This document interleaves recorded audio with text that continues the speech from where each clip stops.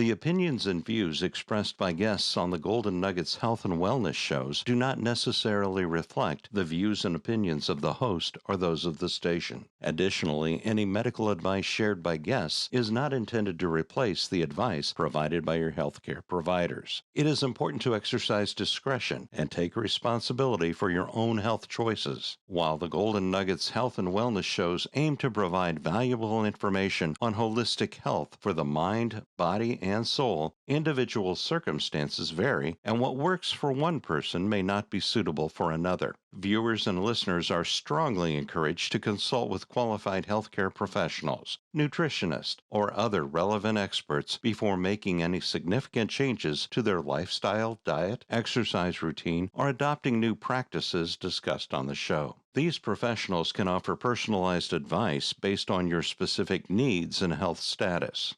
The host, guests, and producers of the Golden Nuggets Health and Wellness shows disclaim any responsibility for consequences arising from the use or misuse of the information provided. By engaging with our content, you acknowledge that it is not a substitute for professional advice, and that you will seek guidance from qualified professionals as needed. Thank you for being a part of our health and wellness community.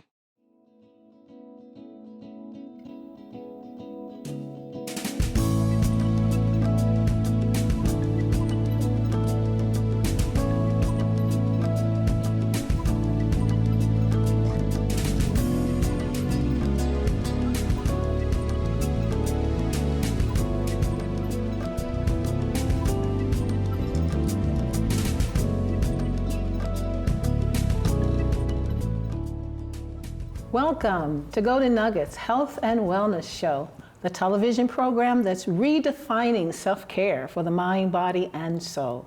I'm Dr. Elect Starr. I'm a licensed mental health counselor, health and wellness consultant, and your host for this show. Our mission is simple: to empower you with creative and innovative self-care strategies and resources that help you prosper and be in good health even as your soul prospers. Ladies and gentlemen, welcome to our new episode where we delve into a topic close to our hearts: self-care for the Black community, mind, body, and soul. What exactly is self-care? Well, it's not just a buzzword. It's a deliberate practice aimed at enhancing our physical, mental, and emotional well-being. Today, we'll explore the many benefits of integrating self-care into our daily routines, with a particular focus on oral health and hygiene. However, self-care isn't a one-size-fits-all solution. What works for one person may not work for another.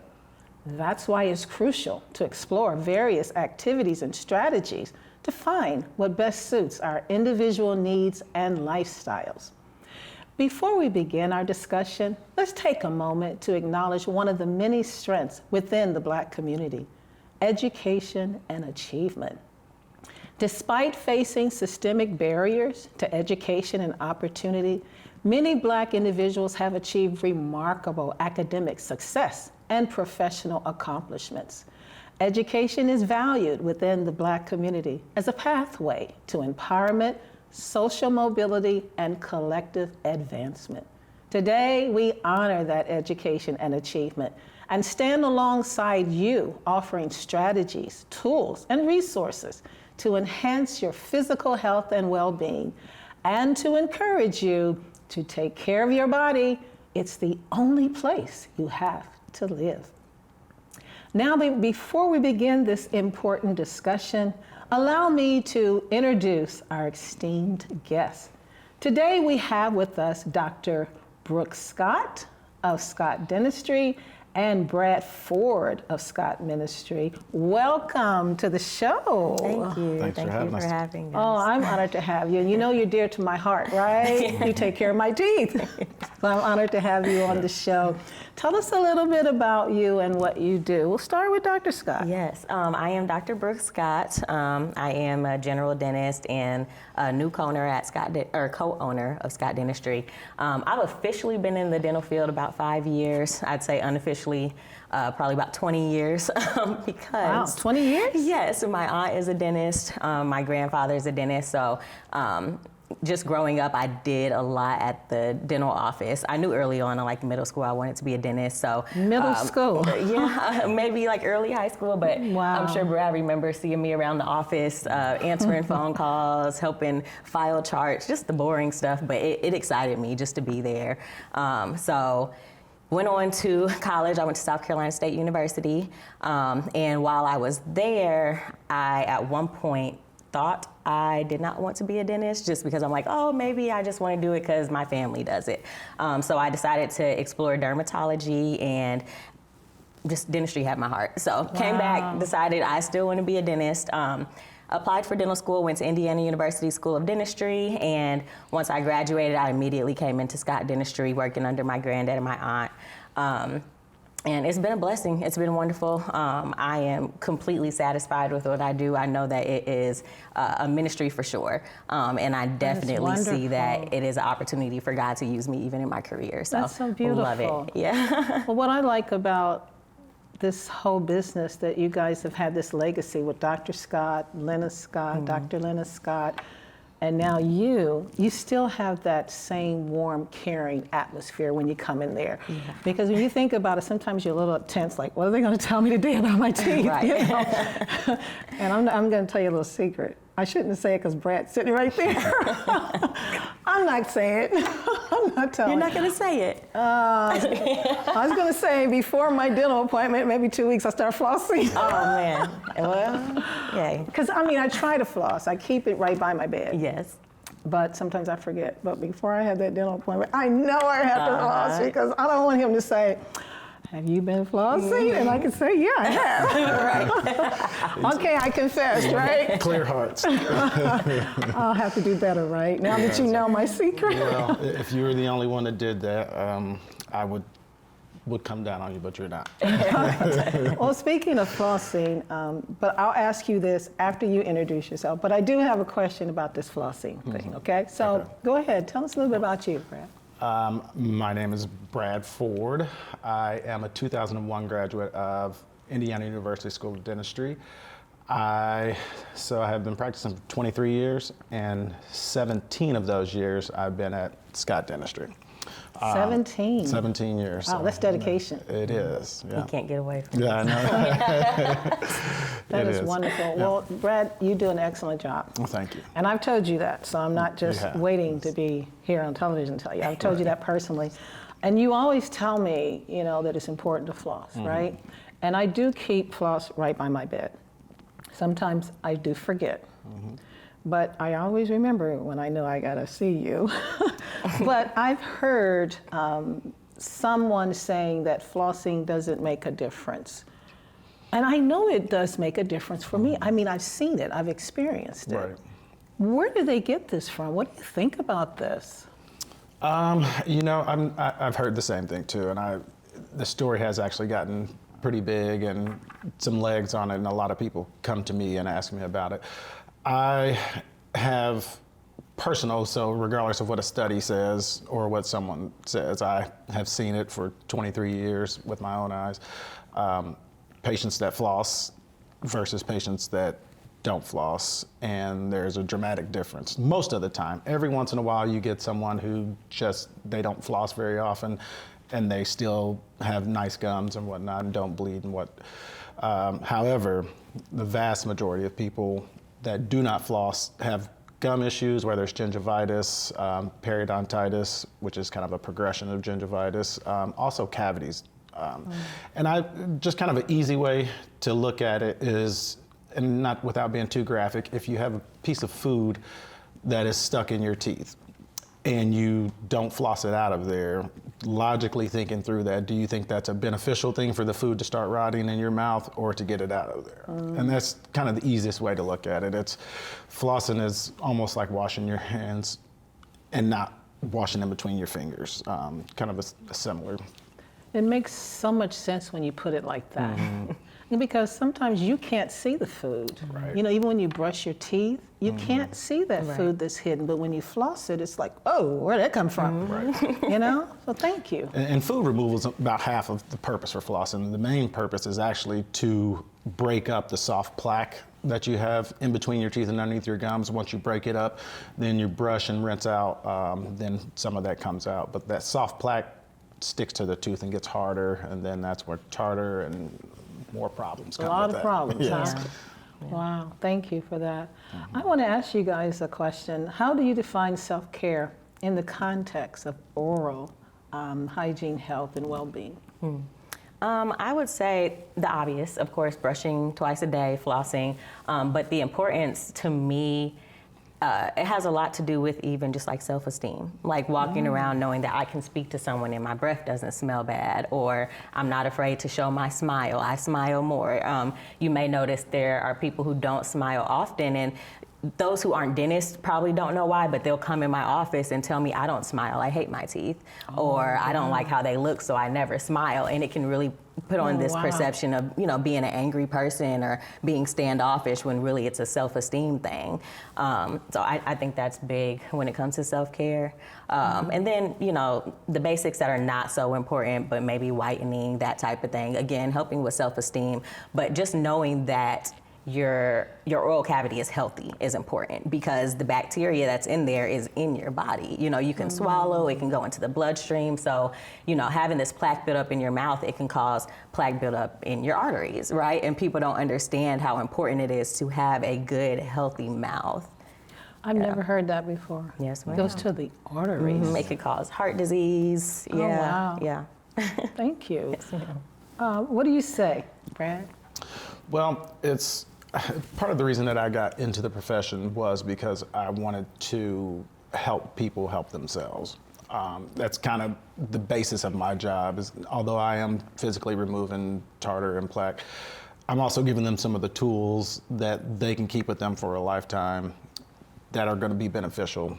Like she said, a lot of systemic problems can manifest in the oral cavity, in your lungs also, certain cancers.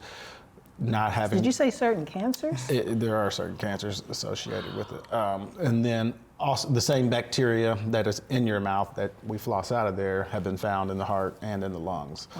Wow. So it's important and kind of often overlooked. So I just want to help people, like I say, help themselves. And it starts at an early age. That's really where it can be most beneficial. Dr. Brooke and myself frequently go to schools and talk to younger children. I go to my children's school whenever I can, just to want to have people see that we're real people, and so it's not foreign to them when they're coming, to know that it's a normal thing to go to the dentist twice a year, to have your teeth cleaned, or if you have a problem, don't wait until it really hurts to go have a professional look at it so you don't have a bigger problem.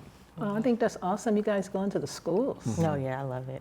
Oh, that is so awesome. And I'm thinking, too, it seems like they would feel more comfortable knowing that it's not as scary, you know, Yeah. as people project it to be. And that's actually a big thing. So I have a lot of people ask me when you should first see the dentist. And I tell them it's important either by, you know, the first birthday or the first tooth coming in. And it's like, well, what are you even doing at that point? But, you know, kids, they see TV, they hear other kids, and by the time they're 5, 6 years old, they're already terrified of a dentist, and imagine they've never even been there before. So we do happy visits. We have the kids come in when they're 1 year old and just like, hey, get them to kind of open their mouth, make sure, you know, everything does look normal, but just showing them early on, this is not a scary place. Like, we're here to help you. It can be fun. But I've seen evidence of just kids kind of growing from that stage and being comfortable coming in, rather than seeing a kid at 6 years old for the first time and they're coming in crying when there may not even be anything wrong. Yeah, screaming. Yeah, yeah. That is good. That's really interesting. I love that. So my next question, and you've already addressed some of this, but how does oral health affect the overall health and well-being of Black Americans, and what are some of the common issues and disparities that they face? Yeah, I think a big thing is our community, it seems like we didn't make oral health a priority early on, right? I agree, yeah. I do see a lot of like older, maybe like middle-aged who are coming in. I think a couple of weeks ago, I saw someone who was about 30 and it was their first time coming to the dentist. But as children, a lot of people my age, their parents weren't taking them to the dentist, so they don't even have this understanding of how important it is. Very true. Yeah, just not being well educated on why you're needing to go to the dentist. Access to care is big, when it comes to being able to afford the dental work or being able to get to someone. Not saying anyone can take care of you, race, ethnicity, it doesn't matter. But sometimes if you've never been to a dentist or a doctor, it's important to see someone who looks like you because there's a level of trust that's there. So that's also an issue I feel in the Black community. There's not a lot of dentists that look like you, right? And so you're not as comfortable when you go. And when they're asking you questions, you may not give truthful answers because you're already not comfortable. So that's something big that I've noticed for sure. Makes a lot of sense. Yeah. And the thing is, I've known you guys for so long, I'm looking at our time here, we're running out of time. We'll come back. Okay. And we'll talk about your legacy, and we'll continue. You should allow Brad to talk about those fears. Mm-hmm. All right, thank you. So we'll be right back. Stay tuned, don't go away.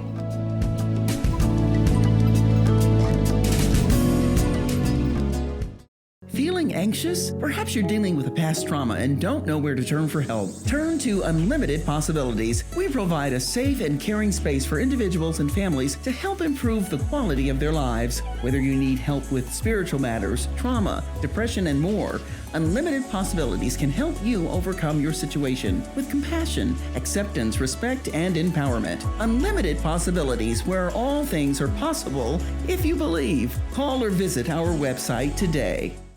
Dr.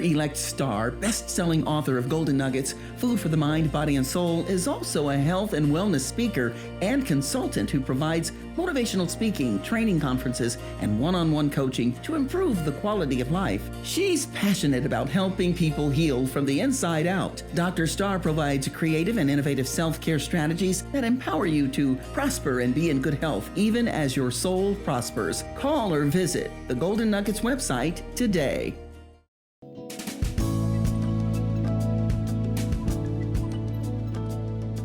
And welcome back to Golden Nuggets Health and Wellness Show. I'm Dr. Starr, and I am here with Dr. Brooke Scott of Scott Dentistry, and here with Brad Ford of Scott Ministry. And we've had a wonderful discussion on the importance of dental health and hygiene. And before we continue that discussion, I would just like to share some self-care strategies, because it's really all about self-care for the Black community. And so one, encourage you to get enough sleep. It's recommended, some say between 7 and 8, some say between 7 and 9, but what's important is that you are getting adequate sleep so that your mind is able to think clearly and you're able to function on a level that represents you, that reflects you. Also, eating healthy is very important. And there are all kinds of ways to learn how to eat. You can talk to your physician. You can talk to a nutritionist. There's all kinds of apps, Facebook groups that focus on nutritional eating, but it is important that you eat healthy because what you eat is going to reflect not only on the inside, but the outside as well.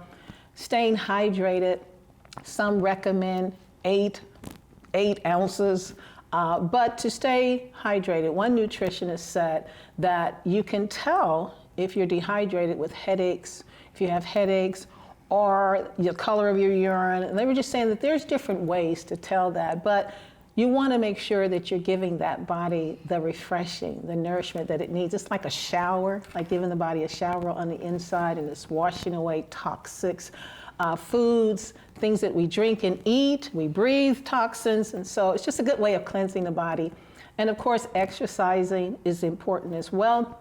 Everybody's exercising program looks different, but I just want to encourage you to move your body. And if you're unsure, speak to your physician about that. Or if you have a fitness trainer and they can help you develop a program that is tailor-made for you.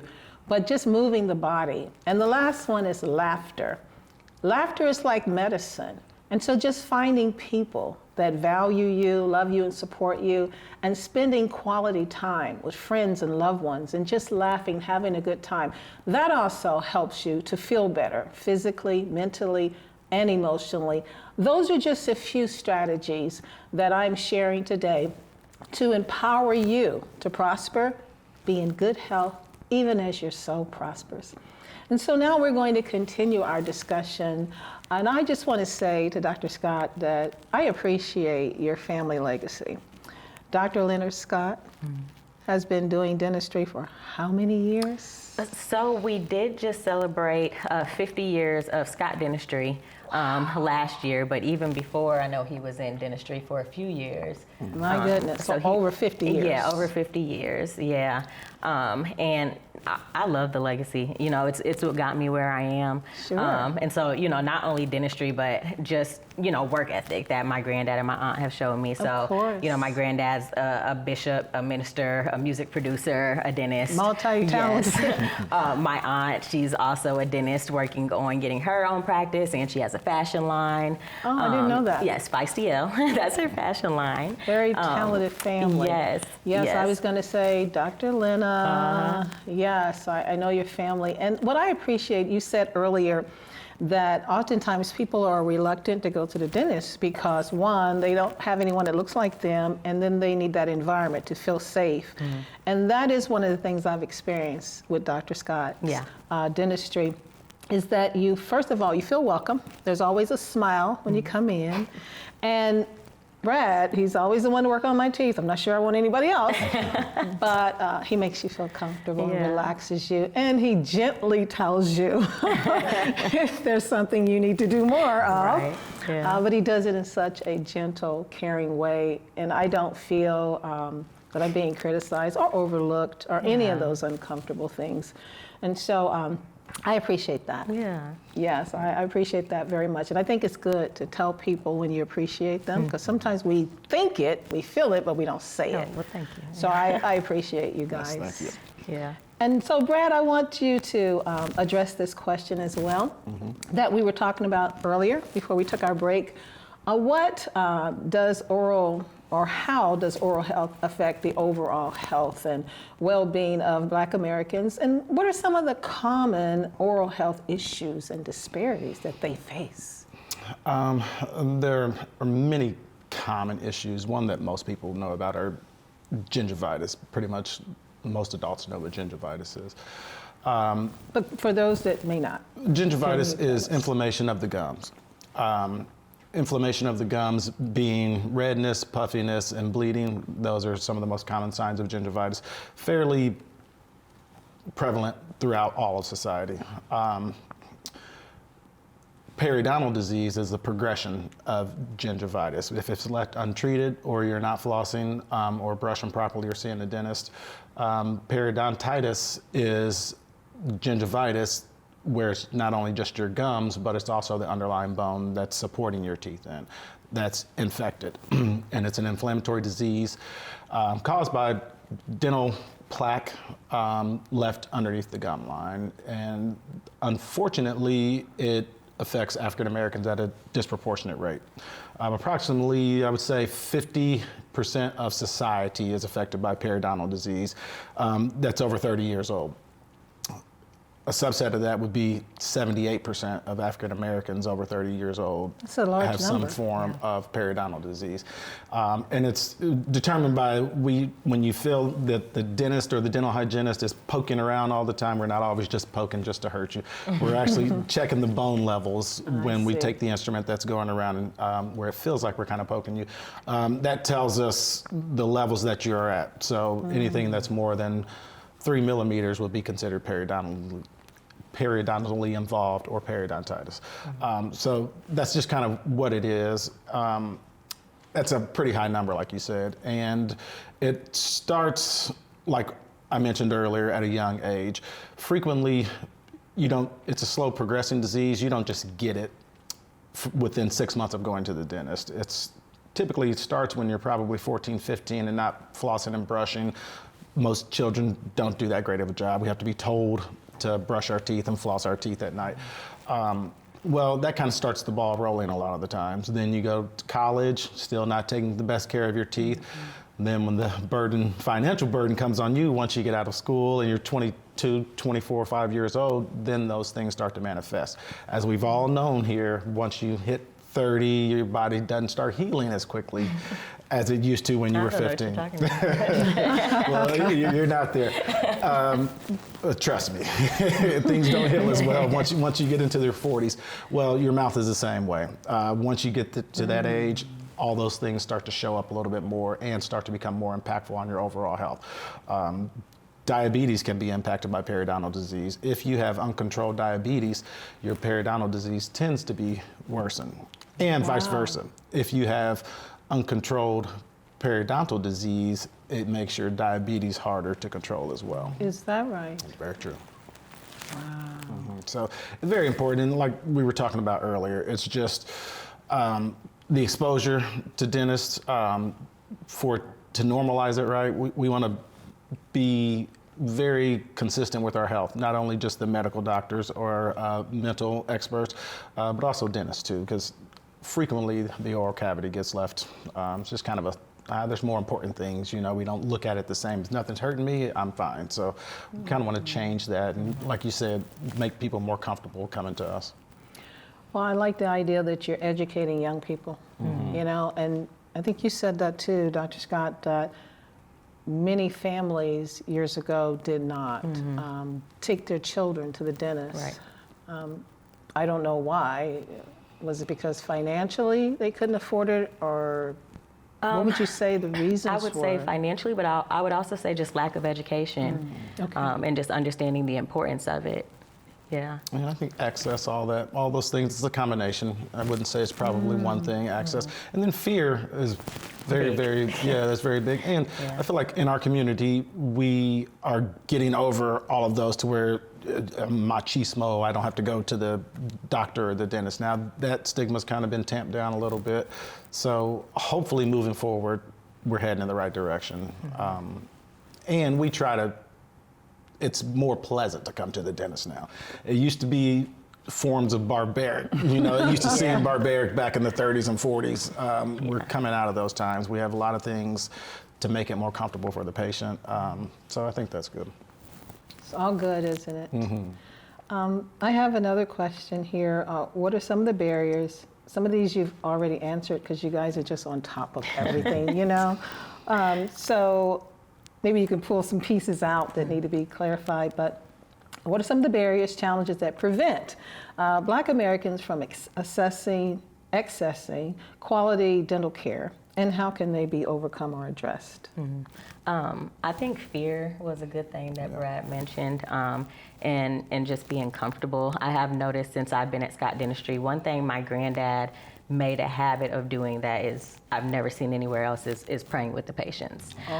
So if I have patients come in and they're terrified, we may pray, or I've even taken patients out of the operatory who I know, they've discussed some things going on at home, right? And so we step to the side and we pray, but just really creating that safe space. It's not all about teeth. It's not at all about making money, but it's about making sure these people are healthy and that they know this is a safe space where I can go and this person cares about me and my overall health.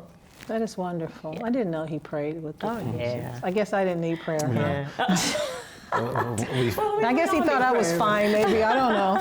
But no, I never really had any serious problems with my teeth either. But that is beautiful. What I do know, when you were talking, I do know that music is very soothing. Yes. So you guys are very deliberate about the music that you're playing. Yes, it's a faith-based practice. Obviously you don't have to be a Christian to come see us, but we do keep that atmosphere going.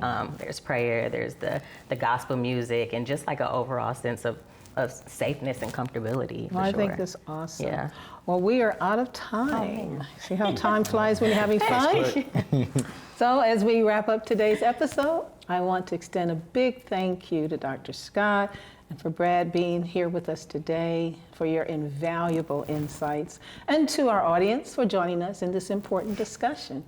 Be sure to stay tuned as we continue exploring self-care for the Black community. Thank you for watching. Until next time, may you prosper, be in good health, even as your soul prospers. Goodbye for now.